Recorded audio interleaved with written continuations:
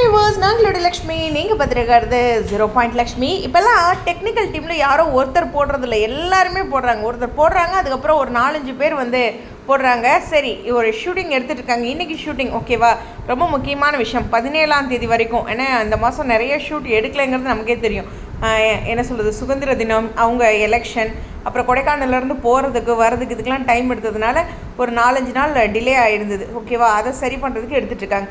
சரி, ஷூட்டிங் வந்து காவேரி வீட்டில் அங்கே ஒருத்தர் உட்காந்துட்ருக்க மாதிரி சம்திங் குக்கிங் அப்படிங்கிற மாதிரி மென்ஷன் பண்ணியிருக்காங்க. எனக்கு தெரிஞ்சு என்னன்னா, அந்த ஸ்க்ரீனில் எனக்கு லேசாக தெரிகிற மாதிரி இருக்குது. மேபி அப்பளம்லாம் காய போடலாம். முன்னாடி வந்து இது மாதிரி ஒரு எடுக்கும்போது என்ன சொல்கிறது, ஒரு ப்ராஜெக்ட் பண்ணி கொடுத்துட்ருந்தாங்க இல்லையா, குட்டிக்கு கடைக்குட்டிக்கு ஒருக்கா ப்ராஜெக்ட் பண்ணுற மாதிரி இப்படி ஒரு அப்டேட் கொடுத்துருந்தாங்க. அதே மாதிரி பட் எனக்கு தெரிஞ்சு இந்த பிஸ்னஸை டெவலப் பண்ணுறது, ஏன்னா அவங்க ப்ராமிஸ் பண்ணியிருக்காங்க நல்லா வளர்ந்து வரணும், பயங்கரமாக வரணுன்ட்டு. ஸோ காவேரி ரொம்ப ஃபோக்கஸ்டாக அவங்க அம்மாவுடைய அப்ளை பிஸ்னஸில் இருப்பாங்க. எனக்கு தெரிஞ்சு இந்த அப்ளை பிஸ்னஸ் ரிலேட்டடாக இருக்கும். ரெண்டாவது, காவேரி வீட்டில் ஷூட் அப்படிங்கிறனால விஜய் இருக்கிறதுக்கு சான்சஸ் இல்லை. அதே மாதிரி சுவாமிக்கும் அந்த பக்கம் ஷூட் கூப்பிட்ருப்பாங்கன்னு தான் நினைக்கிறேன்.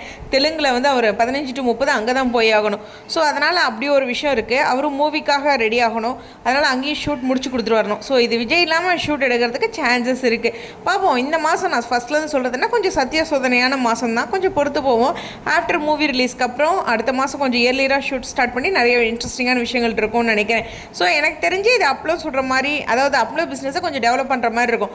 என்ன சொல்கிறதுனா, காவேரி வந்து அங்கே போய் ட்ரைனிங் எடுத்துகிட்டு வந்தேன், சம்திங் வந்து ஒர்க் ஷாப் போனேன், அது மாதிரிலாம் பண்ணிட்டு இருந்தாங்க இல்லையா.